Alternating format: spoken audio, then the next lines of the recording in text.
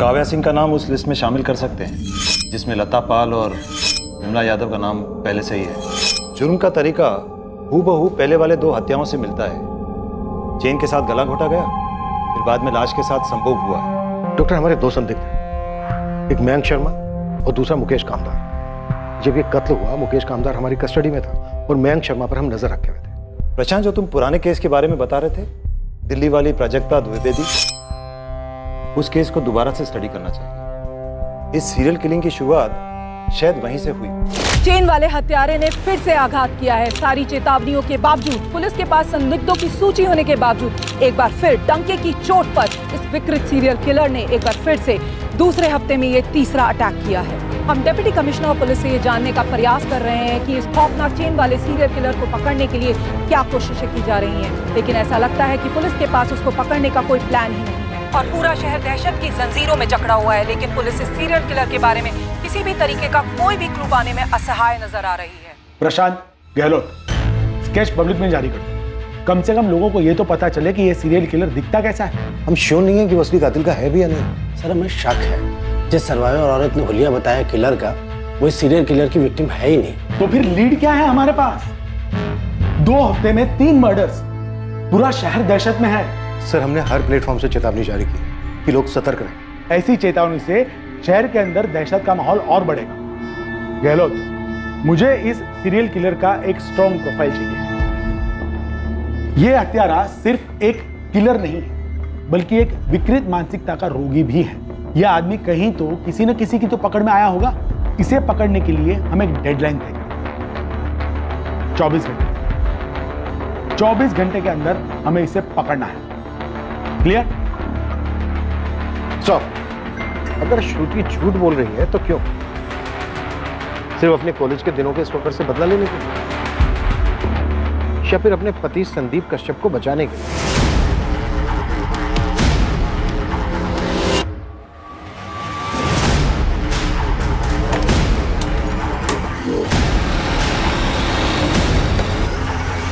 तो अब ये संदीप कश्यप का पूरा बायोडाटा है, यहीं गाजियाबाद में पला पड़ा है। ऐसा कुछ मिला है जिससे लगे कि ये संदीप कश्यप कुछ अटपटा? साहब, ऐसा कुछ पता तो नहीं चला है। आपकी उसकी बीवी श्रुति से कुछ बात हुई क्या? वो जो अपने ऊपर हमले की बात कर रही थी, वो सच है क्या? फिलहाल तो उससे पूछताछ चल रही है, और जब से उसने उस मयंक शर्मा का नाम दिया है ना, हमारी एक टीम 24 घंटे उसके ऊपर नजर रखी है।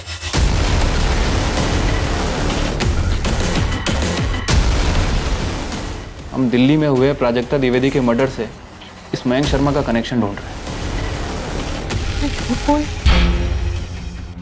आप लोगों को लग रहा है कि मैं कहानियां बना रही हूँ? श्रुति, 5 जून को मयंक गाजियाबाद में नहीं था, दिल्ली में था, जिस दिन लता पाल और विमला यादव का मर्डर हुआ। और 19 जून को भी मयंक गाजियाबाद में नहीं था, जिस दिन काव्या सिंह का मर्डर हुआ। दिल्ली में था, अपने ऑफिस में। और जिस दिन तुम पर हमला हुआ 16 मई को, उस दिन भी मयंक अपने ऑफिस में था। हमने उसकी बारीकी से तफ्तीश की है। पर मेरे दरवाजे पे मयंक ही था। जी? मीटर रीडिंग, गैस का मीटर रीडिंग करना। वो मयंक ही था, एक बूढ़े का भेष बनाकर आया था।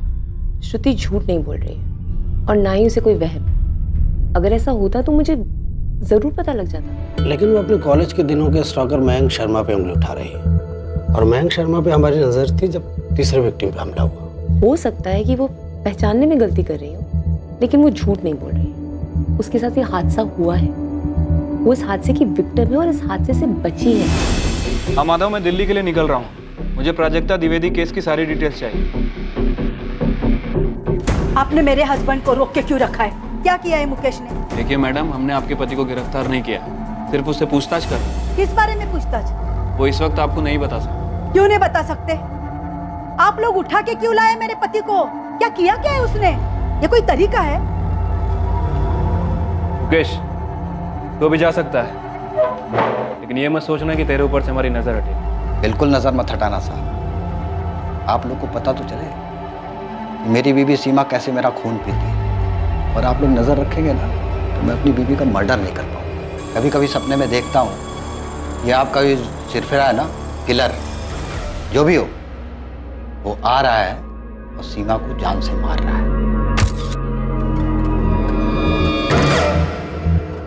गहलोत जी, इस केस तो हमें रिलीज करना ही पड़ेगा। बहुत प्रेशर है ऊपर से। हमने इसे हर उस जगह पर ढूंढ लिया है जहां पर हम इसे ढूंढ सकते थे। प्रशांत, मुझे स्केच रिलीज करने में ये रिस्क लग रहा है कि किलर चौकन्ना हो जाएगा, शातिर दिमाग है, भेष बदल सकता है। उस दिन चुपचाप बैठा रहेगा और फिर अचानक एक दिन किसी दूसरी औरत पर अटैक करेगा। गहलोत जी, हमें कुछ तो देना पड़ेगा पब्लिक को। और स्केच के अलावा हमारे पास कोई दूसरा तरीका नहीं है जिससे हम पब्लिक को सतर्क कर सकें।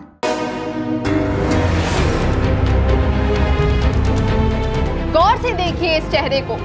ये वही आदमी है जिसने पूरे गाजियाबाद शहर को दहशत में बांध रखा है।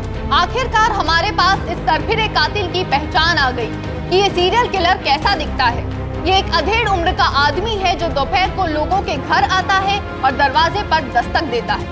सूत्रों के हिसाब से पता चला है कि ये आदमी घर में घुसने के लिए कहता है कि वो गैस का मीटर रीडिंग चेक करने आया है। जैसे ही घर की गृहिणी उसे अंदर लेकर मीटर बॉक्स की तरफ जाने के लिए मुड़ती है, तब वह पीछे से चैन से हमला करता है। बंद कीजिए ये सब।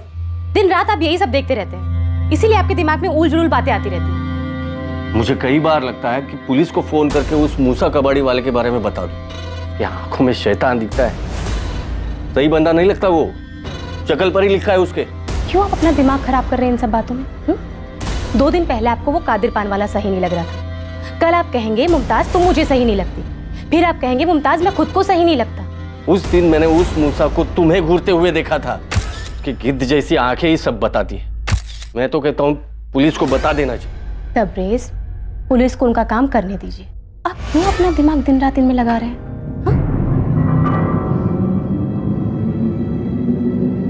नाचने वाली गुड़िया, फूलदान, सजावट का मोर और सजावट का जहाज।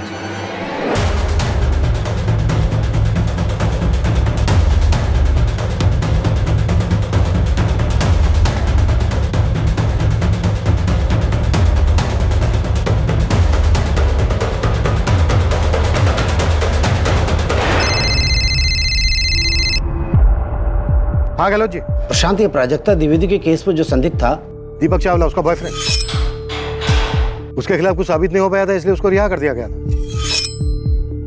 हो सकता है ये सारी श्रृंखला वहीं से शुरू हुई हो, दिल्ली से, जब नाचने वाली गुड़िया प्राजक्ता के घर से गायब हुई थी। ये प्राजक्ता का बॉयफ्रेंड दीपक चावला है कहाँ? जगन देख रहा है, उससे पर बात किया, कुछ मिला है क्या आपको? उसका पता लगाओ। ये वही हो सकता है जिसे हम खोज रहे हैं। वो करता क्या है, कहाँ रहता है, उसका बैकग्राउंड क्या है। मुझे उस केस की हर बारीक से बारीक डिटेल चाहिए प्रशांत। क्या इस सीरियल किलर और उसकी विकृति की जड़ें प्राजक्ता द्विवेदी के मर्डर और उसके रेप केस में थी? क्या दिल्ली में प्राजक्ता द्विवेदी के एक्स बॉयफ्रेंड दीपक चावला तक पहुंचने से इस सीरियल किलर की खोज पर अंकुश लगने वाला था? ये केस एक ऐसा चौंकाने वाला मोड़ लेने वाला था जिसकी उम्मीद पुलिस को दूर दूर तक नहीं थी। ये नंबर काम नहीं कर रहा है, कृपया नंबर जांच लें। ये नंबर तो सर्विस में नहीं है माधव। दीपक चावला का बस यही नंबर है हमारे पास। वो सर, उसके खिलाफ कुछ मिला भी नहीं था हमें। नंबर तो कंटिन्यू नहीं है, एड्रेस अब भी यही होगा। चांस लेके देखते हैं सर। मूव। हाँ मिस्टर गहलोत, प्राजक्ता द्विवेदी का पोस्टमार्टम मैंने ही किया था पिछले साल। लास्ट के पोस्टमार्टम की छोटी से छोटी डिटेल्स मैंने अपने रिपोर्ट में लिखी थी, जो इन्वेस्टिगेटिंग ऑफिसर को दिया था। यस, आपने अपनी रिपोर्ट में नेक्रोफिलिया का जिक्र किया था। कातिल ने मर्डर के बाद प्राजक्ता की लाश के साथ संभोग किया था। ये प्राजक्ता द्विवेदी कुंवारी थी, मेरा मतलब वर्जिन?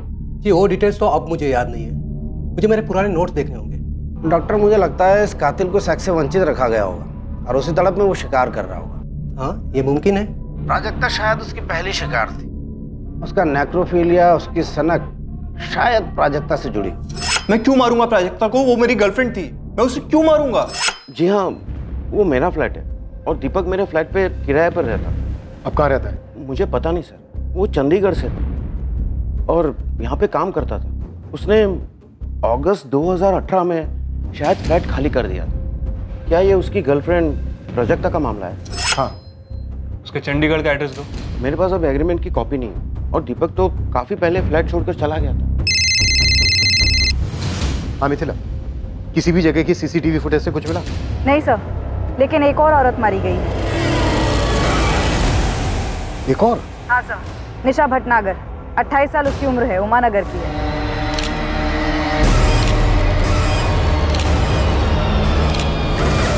पूरे 8.5 किलो है।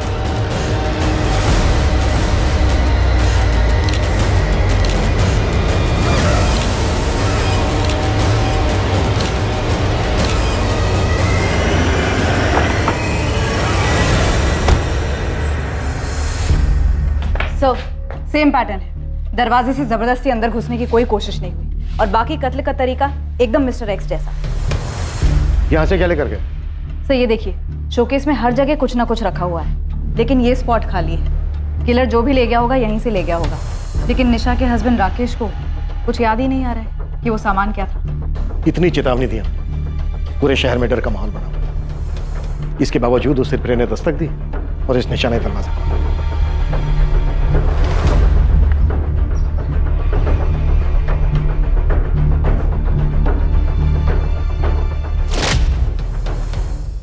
हाँ जगन बोलो। लगता है इस बार हमारी किस्मत अच्छी है सर। निशा के घर से 2-3 गली छोड़कर एक सुनसान रास्ता है और वहां पर एक एटीएम है और एटीएम के बाहर सीसीटीवी कैमरा है सर। तुरंत फुटेज निकालो, अभी के भी, आज के भी और आज के पहले के भी। बहुत हो गया है लुका छुपी का खेल।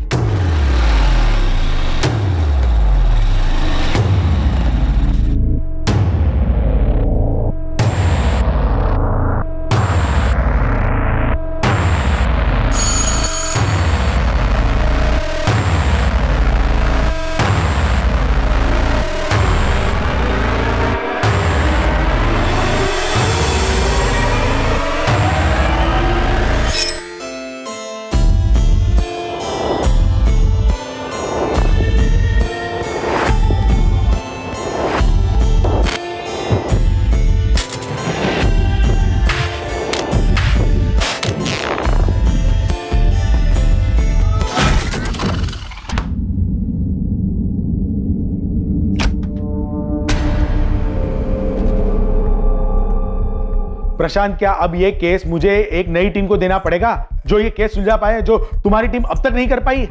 मैंने तुम्हें 24 घंटे दिए थे कातिल को पकड़ने, और हुआ क्या? एक और लाश। हेडक्वार्टर्स में मेरे ट्रांसफर की बात चल रही, तुम्हें पता है? सर, हमें निशा भटनागर के घर के पास एक सीसीटीवी मिला है। उस सीसीटीवी फुटेज से इस केस में कोई ना कोई लीड मिलने की हमें पूरी उम्मीद है। अब उम्मीद से काम नहीं चलेगा प्रशांत, एक्शन चाहिए, एक्शन। सर, हम हर मुमकिन दरवाजा खटखटा रहे हैं। वो भी दरवाजा खटखटा रहा है और एक के बाद एक नए विक्टिम्स दिए जा रहे हैं। मैंने तुम्हें 24 घंटे दिए थे कातिल को पकड़ने, और होता क्या है? 48 घंटे के अंदर एक और विक्टिम की लाश। सर, वो फुटेज ट्रांसफर हो रहा है, गारंटी हमें उससे कोई ना कोई लीड मिलेगी, और उसके बाद हम एक सिंगल मिनट भी जाया नहीं करें। फिर वही तरीका, चेन से मर्डर और फिर रेप। फिर से सीमन का कोई निशान नहीं, डेड बॉडी के साथ संभोग। हाँ, मैंने आज तक कितने केसेस मॉडस ऑपरेंडी के आधार पर क्रैक किए, लेकिन इस बार मुझसे छूट क्या रहा है?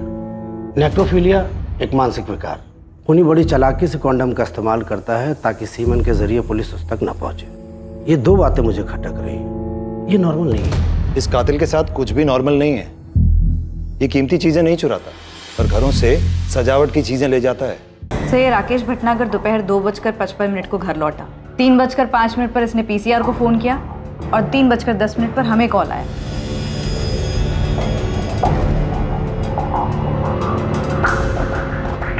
और सर, ये एटीएम वाली गली, निशा के घर से 1-2 गली छोड़कर सर सिर्फ इसी गली में एक सीसीटीवी कैमरा है और कहीं नहीं। जो किलर एक्स बखूबी जानता हूँ। सर, ये इसी सीसीटीवी कैमरे के मर्डर के 3 दिन पहले की फुटेज है। हो सकता है कि किलर एक्स इसमें कैप्चर हुआ, हो सकता है सर रेकी वेकी करने आए।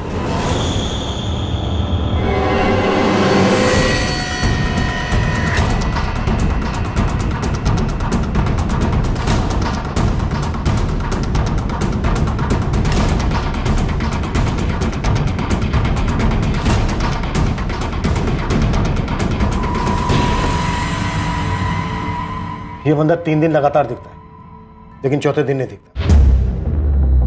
ये तो मूसा है साहब, मूसा खान। अभी कहाँ मिलेगा ये? डेरा चौक में ना इसकी रद्दी की दुकान है। वो बुढ़े मुकेश कामदार की टिप ना इसने दी थी मुझे। जिस जिस इलाके में कांड हुआ है ना, ये वो हर इलाके में घूमता है। चंदन नगर जहाँ लता पाल का कत्ल हुआ, रुद्र विहार विमला यादव का, दयानगर काव्या सिंह का, और इस वाले केस में निशा भटनागर यानी उमा नगर। और मैंने इसको ही काम पे लगा के रखा हुआ था कि पता कर किस मोहल्ले में कौन अजीब हरकतें कर रहा है। और ये साला खुद ही निकला इन सबके बीच। कहीं ये मूसा खान ही तो नहीं है हमारा किलर एक्स?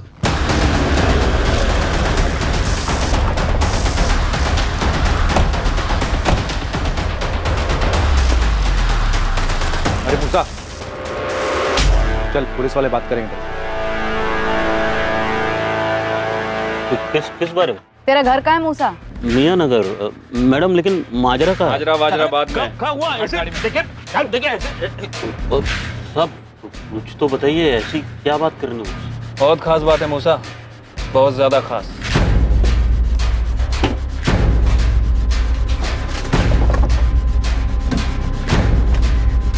कुछ मिला? नहीं मैडम। इसके नीचे ये हटाओ, पेपर हटा के देखो।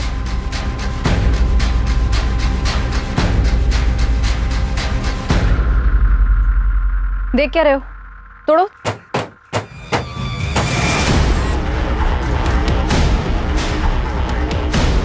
इसे भी थैली में डालना।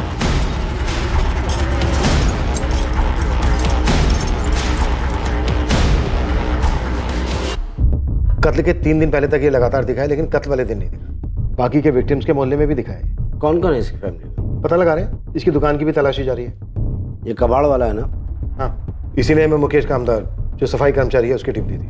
गुमराह कर रहा होगा मैं, यू नो, मिसलीड। लेकिन ये प्राजक्ता द्विवेदी के बॉयफ्रेंड दीपक चावला का क्या हुआ? एक टीम पहुंचने वाली है वहां पर। चलो जी, मुझे लगता है कि हमें हमारा एक्स मिल गया है, मूसा खान कबाड़ी वाला।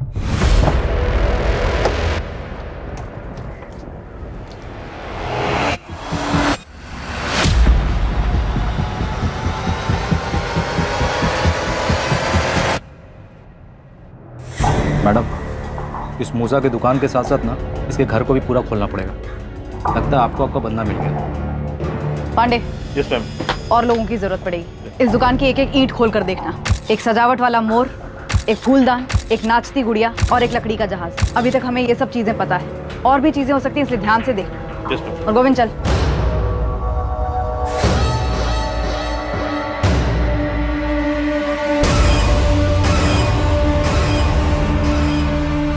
जानता ही नहीं ये निशा भटनागर? हाँ नाम से नहीं जानता साहब। वो उमानगर में रहता। वो 3-4 दिन पहले रद्दी उठाया था। घर की मेज पे से और क्या उठाया था? सिर्फ रद्दी उठाया था सर। पूरे 8.5 किलो है। 8 किलो सर। नहीं सब 8.5 किलो था। इतनी धुलाई होगी कि तू अपना नाम तक भूल जा। इन सब का मर्डर किया तूने। 1 साल पहले इस प्राजक्ता द्विवेदी का मर्डर किया। इन सब के मर्डर करने के बाद इनकी लाशों के साथ तूने अपनी हवस पूरी की है, पर कभी पकड़ा नहीं गया।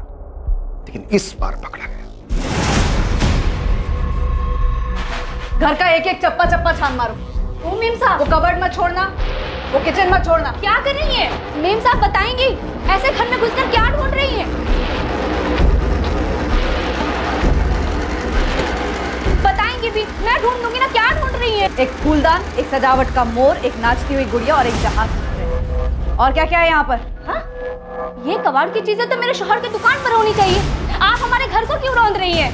और मूसा ये सब कबाड़ की चीजें यहाँ क्यों रखेगा भला? सूटकेस लाओ इधर। मेम साहब। मैडम, सच बता दे मूसा, नहीं तो जिंदगी में कभी अपने पैरों पे खड़ा नहीं हो पाएगा। तो सच ये है कि आपको ना कोई मिल नहीं रहा साहब, इसलिए जो ये भद्दा इल्जाम है ना वो आप हम पर, मुझ पर मल रहे सर। और जो तेरी दुकान में ट्रंक मिला है जिसे तूने लॉक करके रखा था, अश्लील किताबें मिली हैं उसमें? बिल्कुल मिली होगी। कबाड़ी हूँ साहब, कबाड़ नहीं मिलेगा और क्या मिलेगा साहब? बच्चा है सर, छोटा सा मेरा, आता है दुकान पे कभी कोई भी किताब लेकर पढ़ने लगता है, उसके हाथ ना लगे इसलिए वो ताला मार के रखी थी मैंने। कई ग्राहक लोग भी आते हैं साहब ऐसे मैगजीन की तलाश में साहब। मैं साहब आपके खबरी की मदद कर रहा था। मदद कर रहा था या भटका रहा था?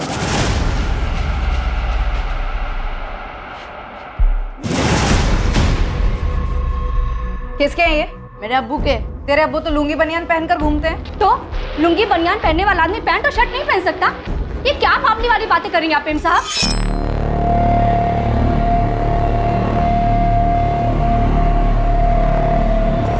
ये लेकर चलो। ओ मेम साहब, अरे कहाँ लेकर जा रही है ये सब कुछ? आप ज्यादा नौटंकी मत कर बिल्किस। हमें शक है तेरे शौहर पे कि वो कुछ करने वाला है। करने वाला है? क्या करने वाला है? आपको क्या लगता है कि आप पुलिस की वर्दी पहनकर कुछ भी करेंगे और हम सुनते रहेंगे? तो याद रखिए, पूरा का पूरा मोहल्ला इकट्ठा कर दूंगी मैं यहाँ पर। हमें लगता है कि तेरा शौहर कातिल है। मुझे लगता है कि आप पूरी तरह से बावली हो गई हैं। अगर तेरे शौहर ने कुछ नहीं किया है तो हम उसे जाने देंगे। अरे बिल्किस, बोलो ना 2 मिनट के लिए शांत हो जाओ, क्यों बखेड़ा बना रही हो? और तू मोहल्ला बुलाने की धमकी दे रही? मैं पूरी फोर्स बुला लूंगी। ओ मेम साहब, मैं आपकी धमकी से डरने वाली नहीं हूँ। बुला लीजिए आपको जिसे भी यहाँ बुलाना है। क्या हुआ बिल्किस आपा? अरे देखो ना, ये लोग मूसा को फंसा रहे हैं। कोई नहीं फंसा रहा है, क्यों बखेड़ा बना रही हो? ये सब क्या है गोविंद? रेहाना, मैं कह रही हूँ ना, इस गोविंद ने ही पट्टी पढ़ाई है। हम सिर्फ मूसा के कपड़े और जूते लेकर जा रहे हैं। मियां नगर में जल्दी एक पुलिस टीम भेजो। 24 घंटे दे रहा हूं तुझे मूसा, इन 24 घंटे में सच उगलता है। साहब, आप मुझे वो कबूल करने को बोल रहे साहब जो मैंने किया ही नहीं साहब।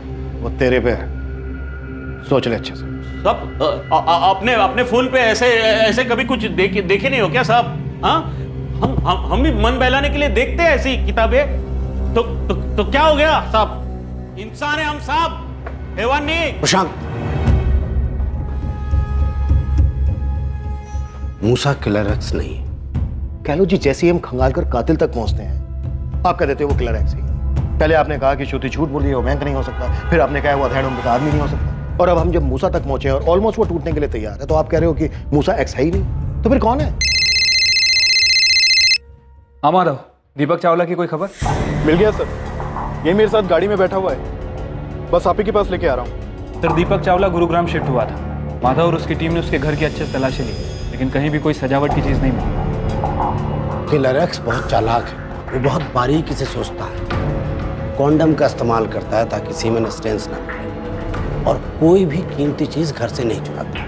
कह लो जी, तो क्या अब हम हर संदिग्ध से ये पूछें कि कितनी सावधानी बरतता है वो? प्रोफाइलिंग से हेल्प मिलती है, मैं मानता हूँ। हमने हमारे रिकॉर्ड्स में से अब तक 15 रेपिस्ट, 11 बच्चों के साथ यौन शोषण करने वालों से पूछताछ की। मैं 100% कह रहा हूँ कि मूसा एक्स।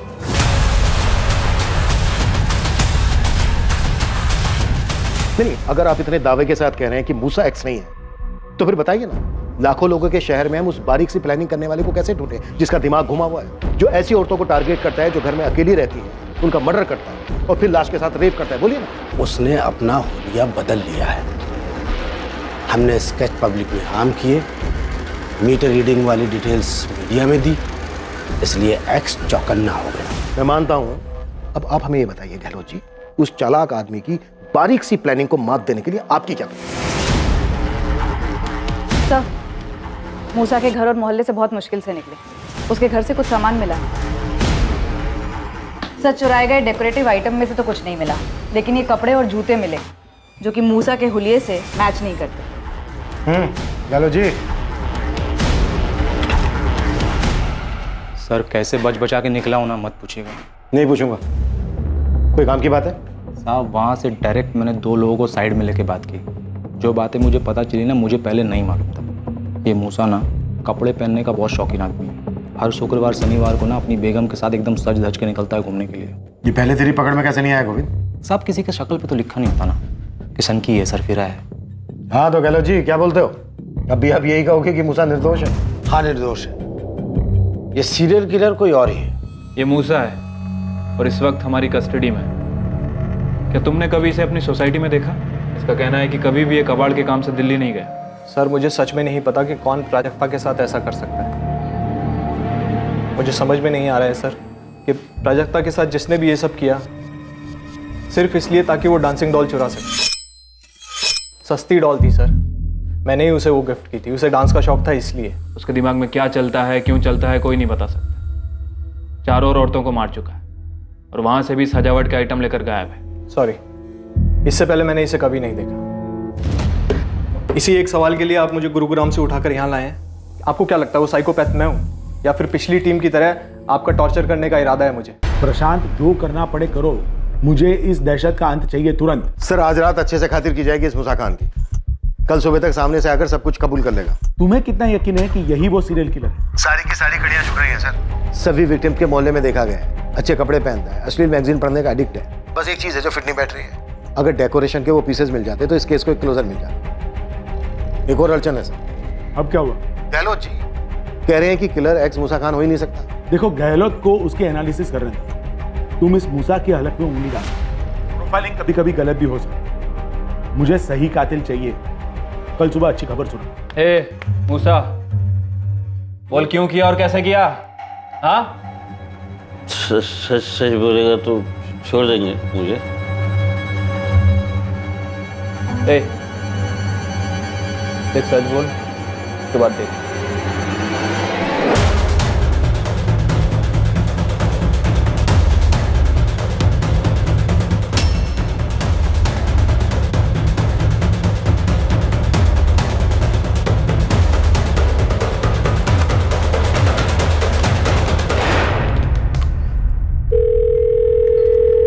हेलो प्रशांत। हाँ गहलोत जी बोलिए, क्या मिला आपको इतनी रात को? क्या तुम अभी आ सकते हो? कुछ मिला आपको? हाँ, प्राजक्ता, विमला, लता, श्रुति, ये सभी निशाना बनाएगी, चुन चुन के निशाना बनाएगी। ये सभी चुनी हुई टारगेट थी। घर में अकेली होती थी और टारगेट की गई। बाकी की दोनों काव्या और निशा भी तो घर पे अकेली थी जब इन्होंने दरवाजा खोला। शांत, ये निशा और काव्या चुनी हुई टारगेट नहीं है, ये अचानक शिकार हुआ। मूसा ऑलमोस्ट टूट चुका है, कल तक अपना जुर्म भी कबूल कर लिया। काव्या और निशा का कत्ल तब हुआ जब सारी दुनिया को किलर की डिटेल्स मिल चुकी थी। जाहिर है एक्स को। तो ये कि एक्स इन लास्ट दोनों घरों में बूढ़े के भेष में नहीं गए। उसने दरवाजा नहीं खटखटाया, वो कुछ देने के बहाने इन घरों में गया था, डिलीवरी करने के लिए। एक्स एक डिलीवरी मैन है, मूसा नहीं। उसने इस बार मीटर रीडिंग के बहाने का इस्तेमाल किया ही नहीं। गैस की मीटर रीडिंग लेनी है, क्योंकि इन लास्ट दोनों घरों में मीटर घर के अंदर है ही नहीं। तो फिर सवाल यह है कि इन दोनों औरतों ने उसे घर के अंदर क्यों बुलाया?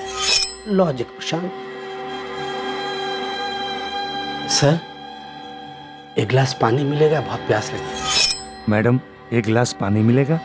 रुको 2 मिनट लाती हूँ। प्रशांत, मुमकिन है कि निशा के मामले में भी ऐसा ही हुआ होगा। एक गिलास पानी मिलेगा मैडम? बड़ी प्यास लगी है। 1 मिनट रुकिए, लेकर आती हूँ। काव्या और निशा के मर्डर्स प्लानिंग से नहीं हुए थे, बस फितरत से हुए थे। ये एक्स एक डिलीवरी मैन है, देखा मौका है तो अपनी विकृति को अंजाम देने झपट पड़ा होगा। आपकी थ्योरी में सच्चाई हो सकती है कि कातिल अलर्ट हो गया होगा, उसने अपना हुलिया बदल लिया होगा, लास्ट की 2 विक्टिम्स को टारगेट नहीं किया होगा। फिर भी वो विक्टिम तो है। देखिए गहलोत जी, कातिल हमारी हिरासत में है, मूसा ही एक्स है। नहीं, बिल्कुल नहीं। एक्स हमारे हाथ में है ही नहीं। वो बाहर घूम रहा है पब्लिक के बीच खुलेआम। प्रशांत, मैं दावे के साथ कह रहा हूं, मूसा हत्यारा है ही नहीं। मूसा, उठ। बोल कैसे किया मर्डर तूने? इंतजार कर रहा हूं मैं, बोल।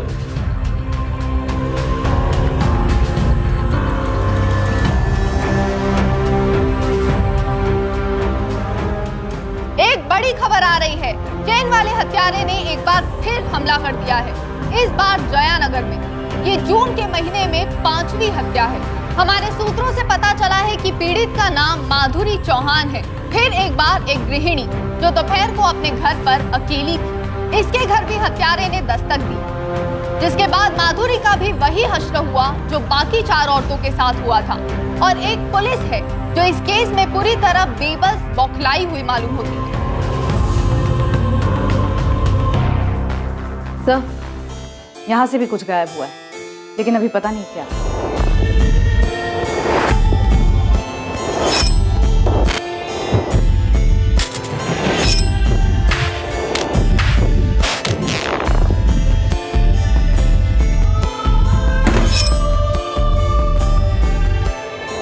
जिस वक्त 5वीं विक्टिम माधुरी चौहान पर आक्रमण हुआ, उस वक्त संदिग्ध मूसा खान बाकायदा पुलिस कस्टडी में था और 24 घंटे की अवधि के बाद भी मूसा ने कोई जुर्म कबूल नहीं किया था। हमको 24 घंटा जगाओ, 24 साल जगाओ, सच यही रहेगा कि मैं वो कातिल नहीं। माधुरी चौहान की पोस्टमार्टम रिपोर्ट ने कोई शक नहीं छोड़ा कि ये कत्ल भी नेक्रोफिलिक सीरियल किलर एक्स ने ही किया था। वर्तमान में हुआ यह 5वां कत्ल था और इस बात की पूरी संभावना थी कि 1 साल पहले प्राजक्ता द्विवेदी का कत्ल भी इसी हत्यारे ने किया था। और अब भी ये मानसिक रोगी पुलिस की रडार से बाहर था। इसके बावजूद कि पूरे राज्य में उसके लिए रेड अलर्ट था, वो गुमनामी की धुंध में छुपा हुआ था। इन्वेस्टिगेशन टीम हताश हो गई थी। मामला पूरी तरह हाथ से निकलने की कगार पर था। क्या पुलिस इस सीरियल किलर को उसके अगले शिकार पर निकलने से पहले पकड़ने में कामयाब होगी या अभी और लाशें बिछने वाली थी? सर, इलेक्ट्रिक मीटर बॉक्स भी घर के बाहर है और घर के अंदर कोई गैस पाइपलाइन भी नहीं है।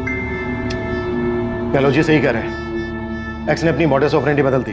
प्रशांत, मुझे और कोई नई थियरीज और अनुमान नहीं सुनी। नई टीम को केस क्रैक करने की जिम्मेदारी दी गई है। तुम बस उन्हें फाइल हैंड ओवर करो। सर, मैं आपको आश्वासन देता हूं, अब और हत्याएं नहीं होंगी। मैं किलर एक्स के बहुत करीब हूं। वो एक डिलीवरी मैन है, उसने अपने क्राइम करने का तरीका बदल दिया है, बस। हम भी तो यही कर रहे हैं प्रशांत। हम बस काम करने वाले बदल रहे हैं। सर एक आखिरी मौका दे दीजिए, मैं जल्द से जल्द किलर एक्स को पकड़ दूंगा। सॉरी प्रशांत, अब ये मेरे हाथ में नहीं। Sir please, I am so sorry sir. Sir trust me please, last chance. Okay Prashant, last 24 hours. Sir Mithila, Jagan, delivery boys, Gehlot ji सही कह रहे हैं। लेकिन सर शहर में तो बहुत सारे डिलीवरी बॉयज हैं। सर इतने सारे ऐप्स हैं जो होम डिलीवरी करते हैं, कपड़े, खाना, चीजें। हम हर डिलीवरी सर्विस की बाल की खाल करेंगे। सारे बंदों को काम पर लगा दो, सारे खबरों को एक्टिव करो। लेकिन सर हमारे 5 विक्टिम्स के घर में तो कुछ भी डिलीवर नहीं हुआ था। चलो के 3 विक्टिम्स के घर तो वो डिलीवरी मैन बन के गए, नहीं तो डिलीवर कैसे होगा? बची लास्ट की 2, काव्या सिंह और निशा। इन दोनों के हस्बैंड से बात करो, कुछ ना कुछ डिलीवर जरूर हुआ होगा। क्विक। सर मैं बात करता। सर मैं गाजियाबाद के सभी एप ऑनर से कांटेक्ट करता हूँ। जगन सिर्फ 24 घंटे हमारे पास। आर्या पार। सर। हाँ गहलोत जी। तुम्हें अपनी खोज का दायरा बढ़ाने की जरूरत नहीं है। कुछ मिला आपको? हर बार किलर एक्स क्राइम सीन से कुछ ना कुछ लेके जाता है, मगर माधुरी चौहान के केस में कुछ छोड़ के गया है। क्या? अब बॉल पेन। फॉरेंसिक से तुरंत इस पेन को मंगवा लो, मुझे वो पेन चाहिए। अगर माधुरी चौहान के पति ने इस पेन को पहचानने से इनकार कर दिया तो मान लो हमें हमारा किलर मिल गया। रजनीश, ये तुम्हारे घर का पेन है? नहीं, ये हमारा पेन नहीं है। रजनीश, उस दिन तुम्हारे घर में कुछ डिलीवर होने वाला था क्या? रजनीश देखो, ये पेन उस कातिल का हो सकता है जिसने तुम्हारी पत्नी माधुरी का कत्ल किया। अच्छे से जी, मुझे यकीन है कि तुम्हारी पत्नी उस दिन घर पर अकेली थी और शायद तुम्हें उस हत्यारे के बारे में जानकारी भी थी। माधुरी स्ट्रॉन्ग थी, वैसे मामलों में सतर्क रहने वालों में से थी। वो किसी के लिए भी दरवाज़ा नहीं खोलती या फिर किसी भी अजनबी से बातचीत नहीं करती थी। माधुरी को ये तो पता होगा कि हत्यारा मीटर रीडिंग के बहाने घर में आता है, लेकिन ये पता नहीं होगा कि वो एक डिलीवरी मैन के रूप में भी आ सकता है। इसलिए माधुरी ने उसके लिए दरवाज़ा खोल दिया होगा और उसने माधुरी से पानी या कोई ऐसी चीज़ मांगी होगी। अच्छा रजनीश, उस दिन तुम्हारे घर कुछ डिलीवर होने वाला था, तुमने कुछ ऑर्डर किया हो ऑनलाइन या ऐसे? मैडम, मुझे रजनीश चौहान जी का पैन कार्ड लगेगा वेरिफिकेशन के लिए। फोटोकॉपी भी चलेगी? ओके, आप यहीं रुकिए, मैं लेकर आती हूँ।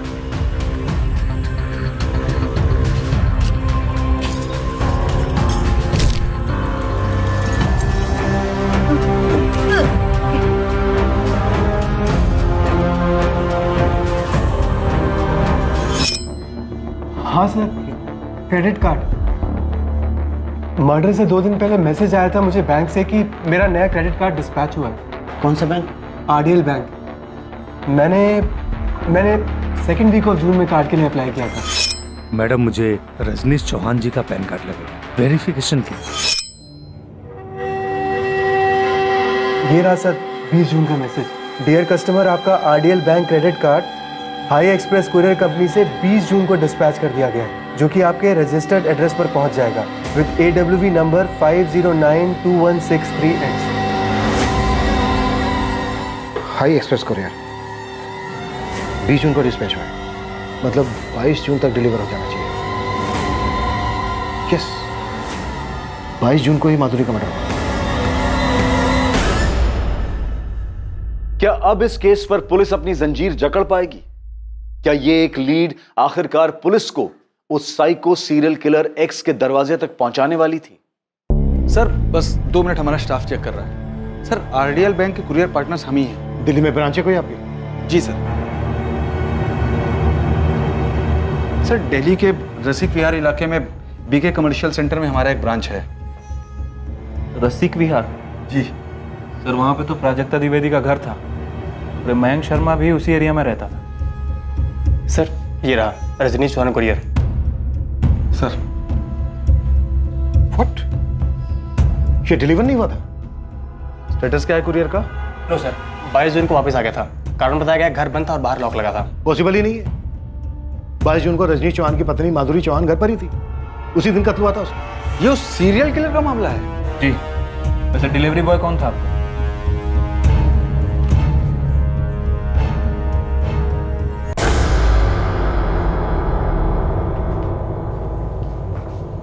तबरेज खान।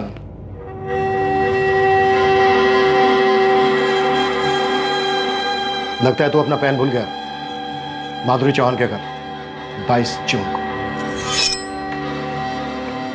मैडम, ये रजनीश चौहान के नाम से बैंक से कुरियर आया है। मैडम, एक गिलास पानी मिलेगा, बहुत प्यास है। 1 मिनट रुके, लेकर आते। मैडम, 1 गिलास पानी मिलेगा। रुको, 2 मिनट लाती हूँ। अरे आप लोग कहाँ जा रहे हैं, क्या कर रहे हैं? कोई मुझे बताएगा? मैडम, ये हो क्या रहा है मेरे घर में? इतनी कुंडियाँ? ये कुंडियाँ मेरे शौहर ने लगवाई हैं। पर माजरा क्या है, आप मुझे बताएंगे? सर, अंदर एक ट्रंक मिला है, लेकिन उस पर ताला लगा है। लेकिन मेरी बात तो सुनिए। आइए सर, ये देखिए। अरे आप लोग कुछ बताएंगे कि क्या हुआ है ये? चाबी कहाँ है इसकी? चाबी मेरे शौहर तबरेज के पास है, लेकिन बात क्या है, आप लोग मुझे कुछ बता क्यों नहीं रहे? बेटा, आप 1 मिनट के लिए बाहर जाओ। मिश्रा जी। लेकिन आप लोग बताइए तो, मेरे शौहर ने किया क्या है? हमारे पास तुम्हारे शौहर के खिलाफ ठोस सबूत है कि जो शहर में औरतों के मर्डर और रेप हो रहे हैं ना, इसमें तुम्हारे पति का ही हाथ है। वही है ये चैन वाला हत्यारा। क्या?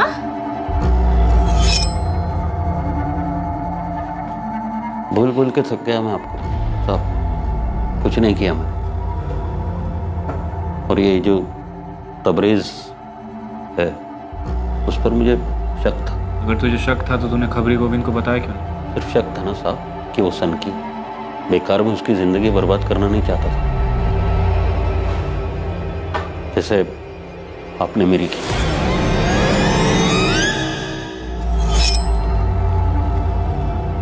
लीजिए चाबी। तू खुद खोलेगा?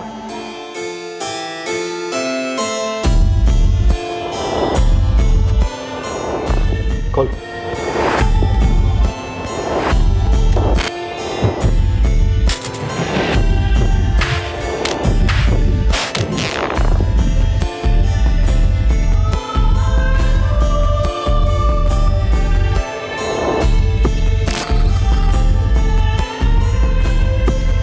ये इस लिफाफे में क्या है? निकाल लिफाफा निकाल, खोल के दिखा क्या।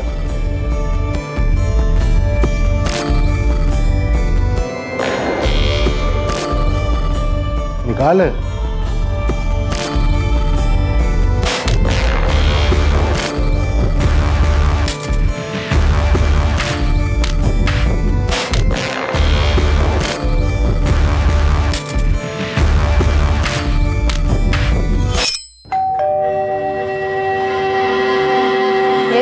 मैडम, क्रेडिट कार्ड है मिस प्राजक्ता द्विवेदी के नाम।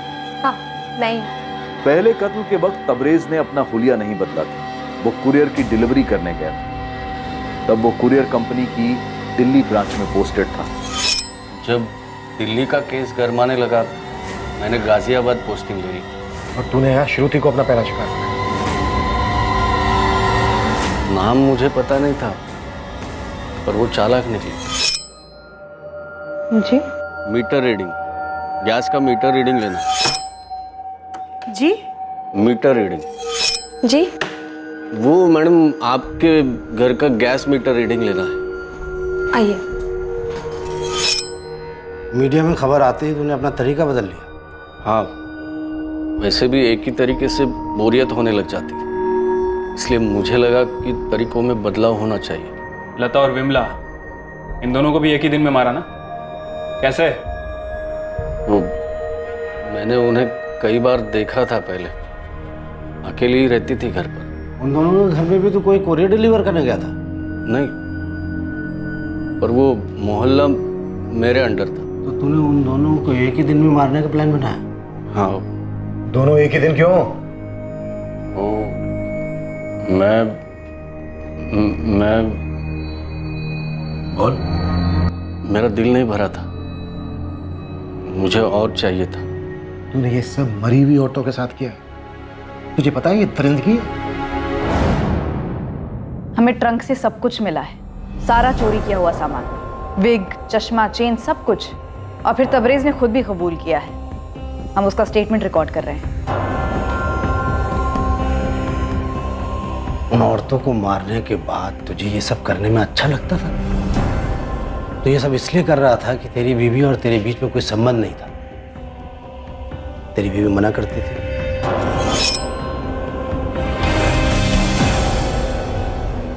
आज नहीं, समझा करो, आज नहीं। अरे क्या हुआ, थोड़ी देर के लिए ना। समझा करो। मन कर रहा है ना मेरा। तुम्हारे मन के चक्कर में मेरी हालत खराब हो गई। डॉक्टर ने दूरी बनाए रखने के लिए कहा। पता कितना दर्द होता है मुझे, कितना जख्म हुआ है। डॉक्टर ने बोला है कि ऑपरेशन करना पड़ेगा। परेशान होने लगा था मैं, हर बार मना कर देती। तो सिर्फ इसीलिए तूने उन औरतों को मार दिया और उनके साथ संभोग किया?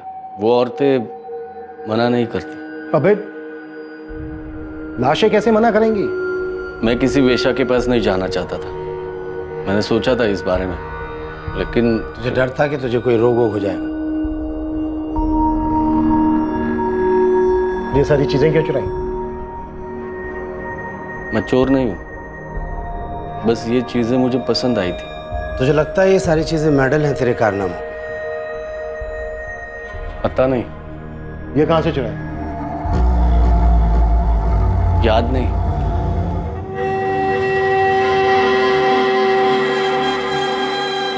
इन सारे सीरियल हमलों की एकमात्र सर्वाइवर श्रुति कश्यप ने तबरेज को पहचान लिया। तबरेज खान के नेक्रोफीलिया को समझने के लिए मनोवैज्ञानिकों की एक पूरी टीम ने उसकी गहरी स्टडी की। तबरेज बिल्कुल नॉर्मल है बाकी सब मामलों। फिर भी देखो सोच में कितनी गंदगी भरी है उसकी। पता है साइकेट्रिस्ट के सामने वो एक ही बात बार बार दोहराता रहा, जो उसने हमें इंटरोगेशन के टाइम पे नहीं बताई,